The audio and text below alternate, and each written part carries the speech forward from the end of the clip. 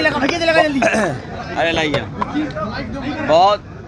बहुत अफसोस है कि समाजवादी पार्टी का बहुत ही कर्मठ कार्यकर्ता समाजवादी पार्टी से लगातार जुड़े रहना, और जब कभी नेताजी ने या समाजवादी पार्टी ने हम लोगों ने आह्वान किया होगा, सुरेंद्र हमेशा आगे रहा, बढ़ चढ़ के हिस्सा लिया उसने, और कभी भी समाजवादी आंदोलन को उसने कमज़ोर नहीं होने दिया।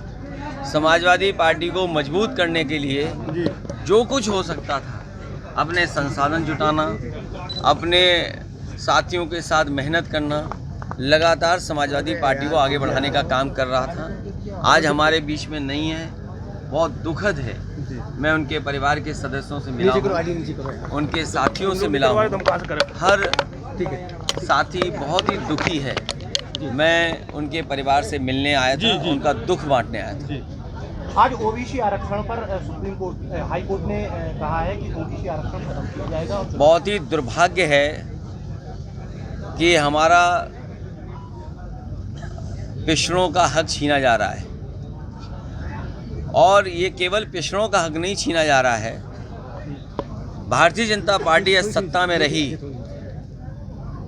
तो जो बाबा साहब भीमराव अम्बेडकर जी ने अधिकार दिए हैं, उन अधिकारों को धीरे धीरे छीन लिया जाएगा।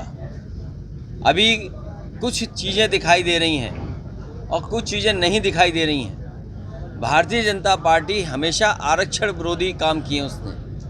भारतीय जनता पार्टी आरक्षण विरोधी है, पिछड़ा विरोधी है, दलित विरोधी है। इन्हें संविधान की किसी भी व्यवस्था से कोई मतलब नहीं है। जो बाबा साहब भीमराव अम्बेडकर जी ने अधिकार दिए थे, उन अधिकारों को धीरे धीरे भारतीय जनता पार्टी छीनना चाहती है, और जितने भी उनमें पिछड़े नेता हैं वो सब मुंह बंद करके बैठे हुए हैं। भारत जोड़ो यात्रा में सभी को अरे जरूरी ये है कि ये जो आरक्षण खत्म हो रहा है, ये सब छीन लेगी भारतीय जनता पार्टी। राहुल जी ने न्योता दिया है आप लोगों को। अरे न्योता हम तुम्हारे सामने खड़े के न्योता हो तो बता दो, अगर तुम्हारी जेब में हो इन्विटेशन तो हमें बता दो। आप उनकी भारत जोड़ो यात्रा की। अरे भाई मैं क्या कह रहा हूँ, आरक्षण बड़ा सवाल है। अरे भारत जोड़ो अपनी जगह है, आंदोलन हम उनके आह्वान से भावनात्मक हमारा जुड़ाव है, लेकिन हमें कोई इनविटेशन नहीं मिला है। अगर आपकी जेब में इनविटेशन हो तो हमें दिखा दो। अगर मिलता है तो फिर क्या तो आप जैसा मैं बोलूँगा नहीं।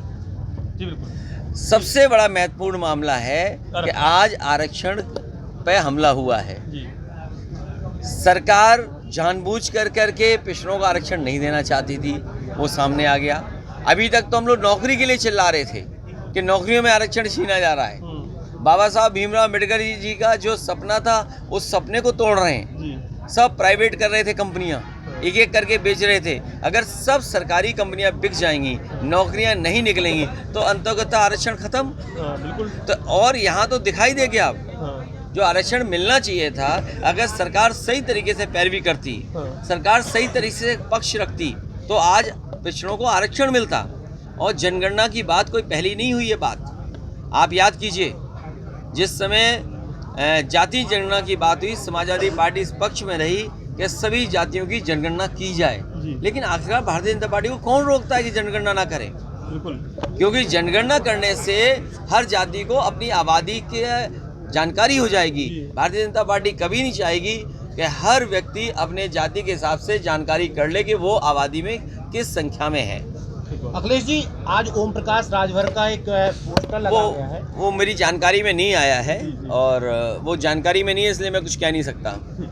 Okay, thank you. निकाय चुनाव में कितनी मजबूती के साथ सभा खड़ी होगी? अरे पहले आरक्षण बचाओ, फिर चुनाव लड़ो। बहुत बढ़िया। पहले आरक्षण बचाओ, और आरक्षण बचाने के लिए अगर समाजवादी पार्टी को सुप्रीम कोर्ट भी जाना पड़ेगा, हमारे पिछड़े जो संगठन के लोगों ने अगर आरक्षण बचाने के लिए सुप्रीम कोर्ट जाना पड़ेगा, तो हमारी पार्टी के लोग जाएंगे।